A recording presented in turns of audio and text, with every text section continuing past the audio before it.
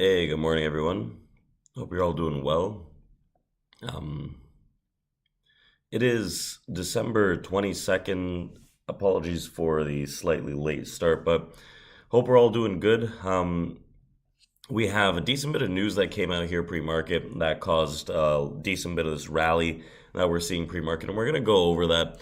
We're going to break that down, right? We're going to see how this data shapes up all in all. Let's just move this over here and give us an idea of what we could see for today's trading session, as we've seen just a constant market bid over the last 2 days after this drastic drop that we had saw on, when was it, on Wednesday into the end of the close. So first and foremost, right, one of the main data points is inflation, right? The Fed's number one inflation gauge, the PCE data, comes out this morning, and right, are we going to get that Fed's target sooner than we think? 2.6%. The forecast was 2.8%, and the previous was 3%. So drastic drop, a beat in expectations, which is causing markets to rally currently pre-market. The month-over-month negative 0.1% versus the 0% expected, and we also had the U.S. core PCE that came out month over month. Actual was 0.1% versus 0.2%.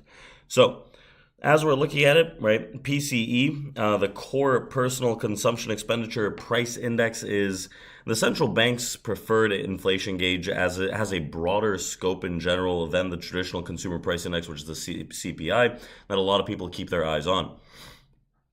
For example, CPI only covers out-of-pocket household expenditures instead of the expenses that are incurred in the broader cost ecosystem, and PC also better reflects how consumers substitutes their purchases and uses certain calculations to smooth out price swings, making it a better tool for the Fed to size up the macroeconomic environment and make policy decisions.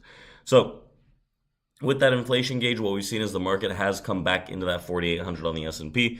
We'll take a look at these figures and the overall S&P 500 trade plan for the day, but I do want to mention that today in the afternoon at 1 p.m. Eastern Time, what we're going to be doing is breaking down the overall order flow, the trades, what we have going on, a live environment to find trade opportunity, as well as this is the last day of the full week of the year. And I want you guys to come out, check that out. It's going to be a Q&A, more interactive session. We did one yesterday. We're going to do one today as well. So let's take a look at what we have else. What else we have? We have energy news. We have retail news, right? Retail shocker, Nike slides about 12%. Let's take a look at what Nike looks like here.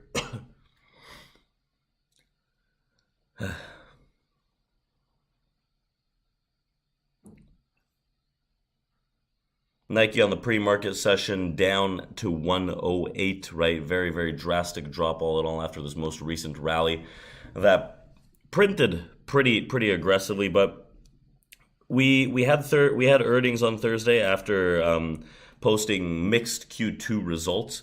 And is issuing cautious guidance for the rest of the fiscal year. Margins and profits topped estimates, but soft North American sales dragged Nike's total revenue down. So $2 billion in cumulative cost savings are hoped to be identified over the next 3 years, including the simplification of product assortment, increasing automation, and streamlining the organization. So the CFO further warned of a highly promotional retail environment, which pushed other apparel and footwear names lower, like Under Armour dropped about 6%, Lululemon down about 2%, and Foot Locker down about 7%.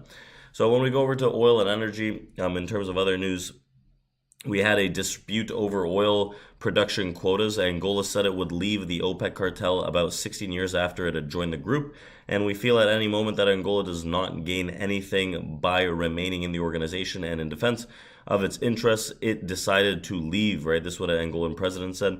And many oil operators in the country, which produce about 1.1 million barrels of oil, including Total Energies, Chevron, ExxonMobil, and several other nations, have also quit OPEC in the recent years, such as Qatar, Indonesia, and Ecuador. So let's take a look at oil too, because I do like energy. I do like oil for the medium term to the upside. Right now, we're still posting upside momentum, trying to climb back in that green box of mine.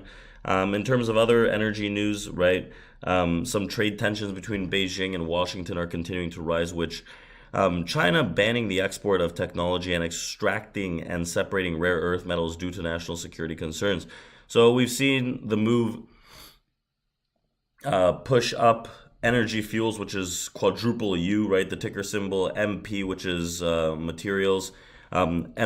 Encore Energy EU, which all rose on Thursday, and then the ban comes as the US and Europe seek to reduce their reliance on China for rare earth metals. So, as it's the world's top producer, accounting for about 90% of the global refined output, China has already brought in rules to restrict exports of several metals this year as it leverages its critical mineral dominance to fight back against trade curbs in the US. So, leading with that, right, that was the main news that we have to wrap up this week.